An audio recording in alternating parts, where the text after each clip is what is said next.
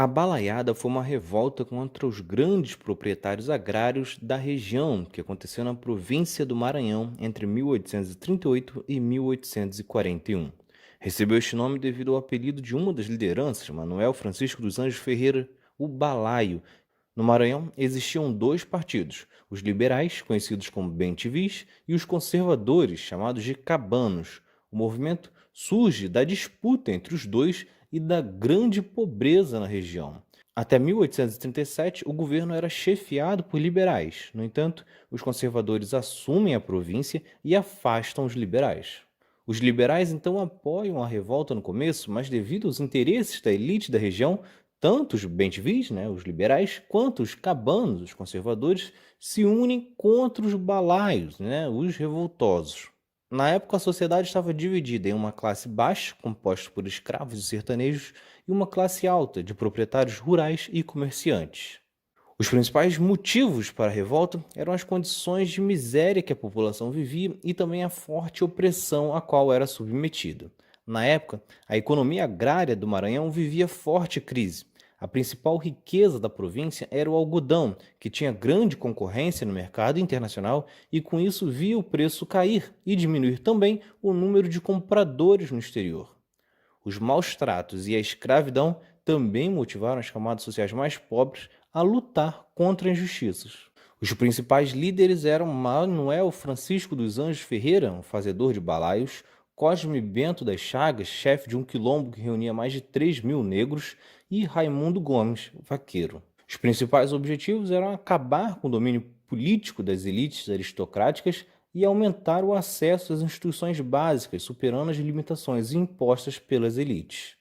No movimento, fundaram o jornal Bem-te-vi, que difundia ideais republicanos. O grande objetivo era organizar o movimento contra os grandes proprietários.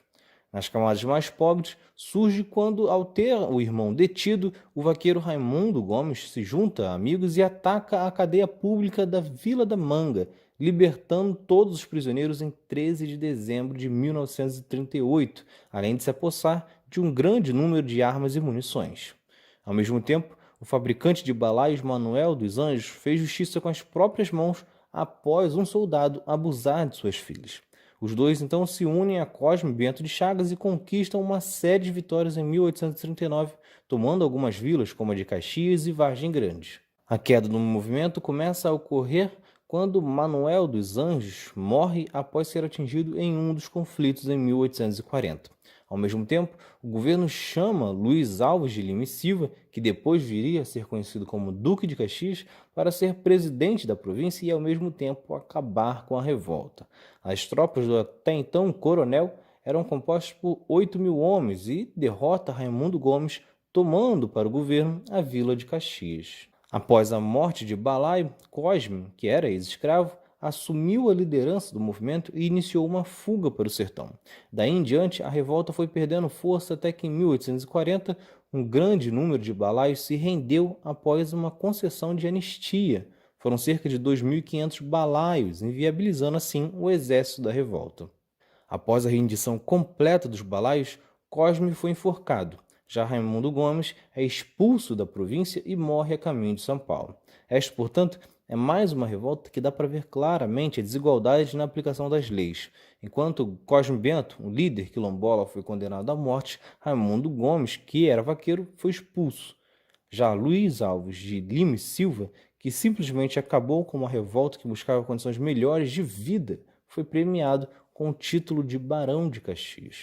Então é isso. Se vocês gostaram, se inscrevam, ativem as notificações e continuem acompanhando. Tem mais outro lado da história por aí. Valeu!